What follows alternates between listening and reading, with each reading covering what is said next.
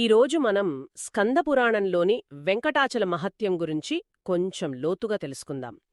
మన శ్రోతల పంపిన ఈ పురాణ భాగాలను చదువుతుంటే ఒక ప్రశ్న నాలో చాలా బలంగా నాటుకుంది. ఎన్నో యజ్ఞాలు చేసి అపారమైన దానధర్మాలు చేసిన ఒక రాజు కేవలం దాహంతో ఉన్నవాళ్లకి నీళ్ళివ్వలేదన్న ఒకే ఒక చిన్న తప్పుకు బల్లిగా ఎందుకు మారాల్సొచ్చింది? అంటే మనం తిరుమల యాత్ర అనగానే సాధారణంగా కొన్ని ఆచారాలు, కొన్ని కర్మకాండలు అనుకుంటాం. కాని ఈ కథ చూస్తుంటే అసలు విషయం అది కాదేమో అనిపిస్తోంది. మనసులో ఉండే భావనకే అక్కడ ఎక్కువ విలువుంటుందా? మీరు చాలా చాలా కీలకమైన ప్రశ్నను లేవనెత్తారు. వెంకటాచల మహత్యం యొక్క సారాంశమే అది. అది కేవలం ఒక ప్రదేశం కాదు, అదొక చైతన్యవంతమైన క్షేత్రం. అక్కడ మన ప్రతి కర్మ, ప్రతి ఆలోచన బహుళ రెట్లు ఎక్కువ ప్రభావం చూపిస్తుంది.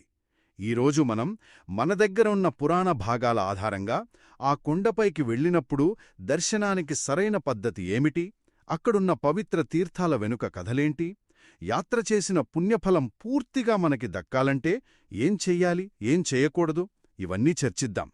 ఈ చర్చ ముగిసేసరికి ఆ రాజుకథ వెనుకున్న అసలు ఆంతర్యం మనకు పూర్తిగా అర్థమవుతుంది. అయితే ప్రారంభిద్దాం. చాలామంది, నాతో సహా, తిరుమల వెళ్లగానే నేరుగా శ్రీవారి దర్శనం క్యూలైన్లోకి వెళ్ళిపోతాం. కాని పురాణం ప్రకారం దర్శనం అక్కడ మొదలవ్వదు అంటున్నాయి ఈ ఆధారాలు. మరి సరైన క్రమమేమిటి? అవును, పురాణం చాలా నిర్దిష్టమైన ఒక క్రమాన్ని సూచిస్తుంది. దీన్ని త్రైలోక్య దుర్లభం అని కూడా వర్ణించారు. త్రైలోక్య దుర్లభమా? అంటే ముల్లోకాల్లో కూడా ఇలాంటి అవకాశం దొరకడం చాలా అరుదు అని. ఇందులో 3 ముఖ్యమైన తప్పనిసరి మెట్లున్నాయి. మొదటిది స్వామి పుష్కరిణిలో స్నానం చేయడం. ఓకే. ఇది కేవలం శారీరక శుభ్రత కోసం కాదు. గంగాలాంటి పుణ్యనదులన్నీ స్వామి సేవ కోసం అక్కడ జలరూపంలో ఉన్నాయని ఒక నమ్మకం. కాబట్టి ఆ పుష్కరిణిలో స్నానం చేయడం అంటే యాత్రకు మన శరీరాన్ని, అంతకన్నా ముఖ్యంగా మనసును సిద్ధం చేసుకోవడం అన్నమాట. అంటే యాత్ర యొక్క ఆధ్యాత్మిక అనుభవానికి మనని మనం సిద్ధం చేసుకోవడమే మొదటి అడుగు అనమాట. సరే, పుష్కరిణి స్నానం తర్వాత రెండవది శ్రీ వరాహస్వామివారిని దర్శించుకోవడం.